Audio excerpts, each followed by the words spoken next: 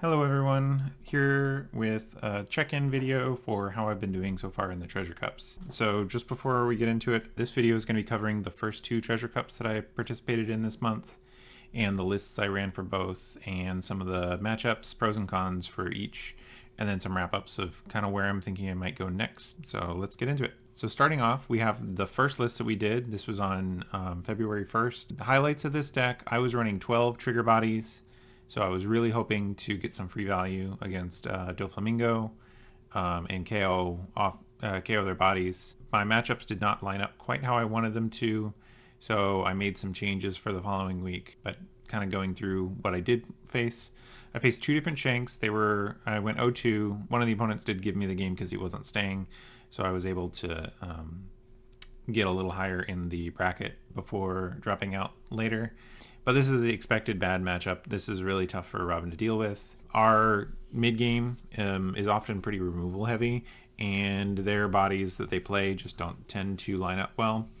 And the free 1k off of Shanks' ability makes it really hard for us to curve out in an effective way. Our leader gets the most advantage out of being able to play a 6-drop early, which is hard for a lot of decks to deal with. But against Shanks, even if we get to play out that 6k body, we don't get to swing at leader that turn because it'll only be a 5k, which they can get out of for free.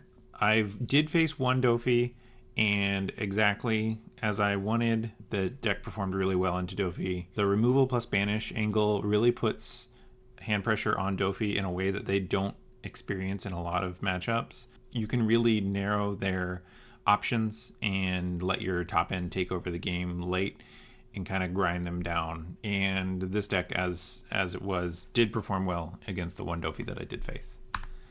RP Luffy I faced in that first week. This one is tough, just like with Shanks. The same things can be said about their top end being hard for us to remove, their 6k lead making it hard for us to get most advantage out of our curve. And then the 3 life is really a double-edged sword. Yamato, who is one of our main top end pieces, is a lot less effective against Luffy because it won't hit any of their top end, and they're only at 3 life to start, so it doesn't often have very high reach. But on the other hand, they are easier to pressure, so you can kind of stack on your first couple bodies and really try to push their life. Unfortunately, they do have access to Gum Gum Giant, so if they draw those, then your pressure can kind of get negated by Gum Gum Giant. So I did win this one. My opponent wasn't quite sure the kind of range that my deck could play. They weren't expecting Gum Gum Giant out of me. It was something they didn't think about because it's so closely associated with Luffy decks. So seeing it out of my deck really threw them off. I think they even forgot to swing with one of their characters one turn. I don't necessarily know that it was like a absolute bad play because it meant that I couldn't remove his character through swinging. But I do think that if he had gotten that extra swing in, then I don't know that I would have been able to pull the win out that I did. Another one in Lucci. This one can be tough. We can really put a lot of early pressure that Lucci decks don't appreciate very much. Their deck has a lot of bricks, so if you can exert pressure and really drain their hand, you can get out to an early lead. The issue is that Moria is so good at recovering card advantage that if they see enough Morias, it really undoes a lot of the pressure that they did. And then Lucci is quite effective at dealing with our top end. Even if they don't deal with all of it, they can usually deal with sufficient amount of it to where their Morias can close out the game. This one is more winnable than the Shanks and the RP Luffy because if the opponent does not find their Morias or they mill the wrong things, then we will overrun them with top end. So it's kind of how lucky, well, lucky's too strong of a word. How consistent can Lucci be in the matchup, and that kind of determines how it goes. Final for the V1 list, I faced an Enel. Banish is really strong against Enel. It puts a lot of pressure on their hand, which is one of the things that Enel is usually really strong against other leaders with because of. And we also get to pressure triggers, which is one of the ways that Enel stays alive so much longer than they should. And then finally, our ramp ability is nice because it means our top end comes out ahead of theirs. So we get at least a turn of pressure with our top end before theirs comes out. And oftentimes they have to just kind of stack top end against us, and we go back and forth healing, except I get to banish their life and they get to swing into Gum Gum Giant. So we usually win out on this matchup, but it is a slow one, and it's certainly losable if they get a good enough start and really hit the cards they need at the end of the game. It is definitely in our favor, though. And then finally, Teach. This one is really complicated as evaluating as a matchup. I think in an average Teach draw, one where they don't get sufficient searches to find their pieces, like if an opponent gets 2 Lafitte's and a stage, it can be really tough to catch up. But if they can find their threats, in particular, I mean Burgess, because of how difficult Burgess is to remove from the field, if they get sufficient of them, then they can kind of outlast us into the end game by dropping their 10-drop Teaches. That said, this is definitely a matchup where you will run them out of cards. I have never run into a matchup against Teach, win or lose, where they were not on 1 or 0 cards at the end of the game. So they will run out of steam. Your goal in the matchup is to outlast that as best you can. And usually that revolves around getting rid of a Burgess or them not drawing sufficient of them. So that is kind of my V1 list. Kind of the pros and cons that I kind of identified for this list in particular. The extra trigger bodies or trigger KOs were really nice. You got to get out of a good number of sticky situations just by triggering out a body and removing one of theirs. I did find that this list was pretty flexible. It could deal with a lot of different types of threats. Kingdom Come was quite useful in kind of clearing out the 10-drop Shanks or the 10-drop Blackbeard, but it was also a liability in a lot of other situations. It's one that I ended up not keeping for the list, the second list, but it's certainly an option, especially if you want to get into a grindier setup with maybe some blockers to accompany it. Cons on this one, there was a lot of situations where my trigger bodies, because they don't come out and have bodies that go with them, I was kind of limited in what board presence I did have. So if I had an opponent who was effective at getting rid of the little board that I had, I found it difficult to finish, because at the end of the game you're usually on 1 body per turn, because none of your characters quite line up to do double character. Ways you could fix that is just by decreasing your average cost in some of your mid-game bodies, and then maybe adding in more Shirahoshis or something like that.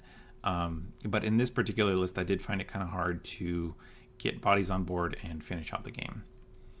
Now going into the second list, the thing that I want to highlight the most here is I was trying out Kuzan over the week, and I found that it was really more effective than I expected.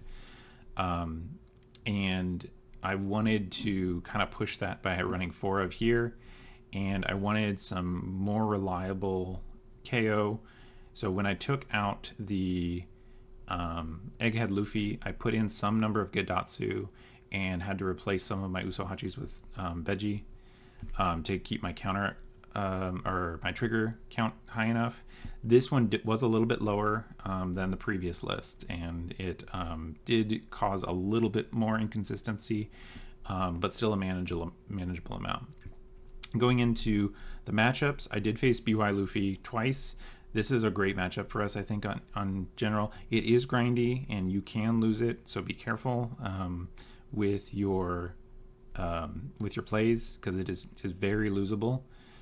But it's a very good matchup because you just have a lot of things that are really annoying for BY to deal with. Hand hate built in lets them, or prevents them from going too high on cards in hand, which is one of the ways they kind of bully other decks. It's similar to Enel in that sense. And then this list in particular, I was running a lot of ways to really affect their leader ability. Kuzan to put a Garp in life, or a Flampe or something like that. Katakuri and Linlin to put other junk in life. You can really turn off their leader ability pretty reliably in this deck, which is really strong against them. And then secondly, you ramp into those large bodies, and those large bodies are really effective at generating pressure into the late game. So this is BY is one of your better matchups, just because of how much you kind of mess with their game plan, and it forces them to use resources just to get back on plan, which ultimately works in your favor. Then we have Teach again. It continues to be a complicated matchup. In the match I played, and it's yesterday as of recording this, my opponent resolved 3 Burgesses, and that's just a little bit too much pressure. The interesting thing I found with this list, and there's a little bit of trade-offs, Kuzan can be effective at punishing them if they want to take your, if you force them to go first or they choose to go first. My opponent actually chose to go first, which surprised me. But they have to use leader ability starting on Fordon, because Kuzan is such a good threat into their Doc Qs and their Lafitte's, and really can put you off to a good start. So Kuzan is an upside in the matchup, and then I was not running Kingdom Come, which was a downside in the matchup, because it's Kingdom Come can be important for dealing with 10 cost Blackbeard and kind of giving you the turns you need to get through. So next we had 0-1 against Lucci. Again, this is a Moria-centric matchup. Kuzan does exert an extra bit of hand pressure, putting their Brooks or their Brand-News or Spandems into life, which can be quite effective, but if they find enough Morias, then they will catch up in the hand department. And my particular opponent did find 3 of them. And I think the particular game, I might have had an out, but I failed to find the line. Next, we have Dofi. This, the 1-1 is definitely a reminder of what happens in variance. My matchup, I lost before I hit 9-Don. My opponent put me going second. I didn't even see 9-Don. I had 3 Yamatos, 2 Gum Gum Giants, and a Linlin in hand. And he saw 2 Jinbeis and 2 Weevils to go with them. So I was severely under the gun. That said, I think if I had stabilized if I had found just enough more counter to survive that turn, I think it would have been a really good spot to stabilize from there. Just because he was on 1 card in hand, and I think only 1 untapped body at the end of the game, so I would have been able to clear his body and start establishing Yamatos and Linlins and really kind of take away the game at that point. But just a reminder that even in the greatest matchups, variance can still get you, and Dofi is best deck in format for a reason. He can steal games, even from bad matchups, just by high rolling multiple Jinbeis and Teaches and such. Next, Ploofy. This one is quite interesting. I think they're slightly favored, but it really comes down to Gum Gum Giant and a race. Their Luffy Taro is slightly better than our top end because it comes out a turn earlier and goes wider. Our top end is more reliable in the healing department, and because he takes life for his leader ability, it's almost as if we're both 4 life leaders. He just has a little bit better card advantage because of it, because our ramp comes through discarding cards and his just gets for free. But that said, this is a rather close matchup. I think like I said, I do think it is slightly in their favor, but it is much closer than it could be, and you can definitely edge out the opponent. In the game that I played yesterday, I had my opponent on Gum Gum Giant, and if he had drawn 1 additional brick, I would have gotten the game. So it's definitely very winnable, if slightly unfavored for us. Pros and cons for this list. I was very pleased with how Kuzan was effective as a mid-game play that let you attach more Dawn to leader, which meant that you could put hand pressure on the opponent both through your leader and through Kuzan, so that kind of doubled up in a really effective way. And I did like that Gadatsu was effective early game removal. Nami still is probably the stronger of the two removals in the deck because of the card draw option that she has, but and the kind of flexibility in the trigger. But Gadatsu I did find was effective. I don't know if I would keep him at 3, but he definitely kind of earned my respect in a way that I hadn't previously given him the time of day. Cons on this one was less triggers, and I think that did contribute a little bit to my bricking against Dofi, because I had to discard a 2k to ramp. You can't effectively play the game without the ramp, so not having other triggers to discard other than your 2Ks can sometimes really get you. I did also notice that this deck was a little lighter on card draw, the prior version having the Lucy's, which can be really effective card advantage engines. So I was running out of steam a little bit early, and it forced me to be more aggressive. A lot of the time it still felt like I was competitive, but I think there may have been 1 or 2 of the games that I lost where having a couple more cards in hand through a card advantage engine of some sort might have really got me there. So I've got some kind of ideas of where might try to go next. General conclusions: I need to find a good balance between pressure and survivability. I think we're pretty close right now. The Linlens and Katakuri and Kuzans can make pressure extra important, because if you heal them too many times, your pressure really starts to lessen. So finding that balance is going to be kind of key for the future of this deck. I was really surprised at how effective the Kuzan was, and that cheaper bodies really did overperform from what I was expecting. So I'm interested in trying to find more potentially cheap bodies to add to the deck. The deck is pretty tight right now with the requirements on counter and on triggers. It can be kind of hard to fudge the numbers around a little bit, but I'm interested in finding some effective attackers that are a little cheaper so that I can invest a little more in leader. A couple things that I'm thinking about trying is some more blockers, maybe a queen, purple Onami, something that could give me card advantage while also defending my life on turns where either I don't have top end or I want to wait an extra turn for top end to be more effective. In particular, Linlin and Gum Gum Giant, if you have to use both together, going back to 9 Dawn can be an impediment.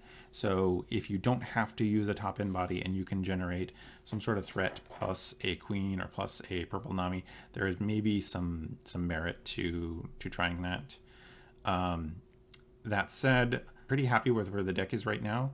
I think part of my issue is learning the correct times to exert pressure and when to kind of lock into the heal one, swing one kind of gameplay, which I think is effective in some matchups, but there are other matchups where if you lock yourself into heal one, swing 5, heal one, swing 5 for multiple turns in a row, you may not be able to finish.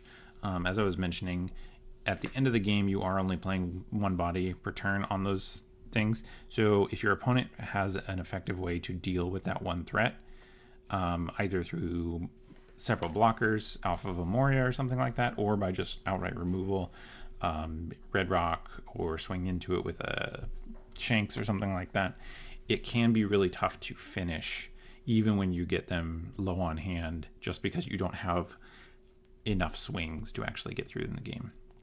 So the gameplay that I'm working through is kind of one of the things that I need to work on. But before I before I step out, tell me what you guys think. I'm interested for some feedback on where I might go, maybe some new ideas on the stuff that I'm I'm thinking through, and it'd be helpful to kind of crowdsource some of this information, and maybe we can come up with an even better list kind of as a group. So like always, thanks for watching, and like, comment, and subscribe if you like what I'm doing or if you want to see more.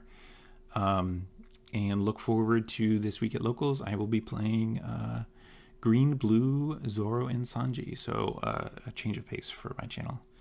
But once again, thanks for watching, and I'll see you guys next time.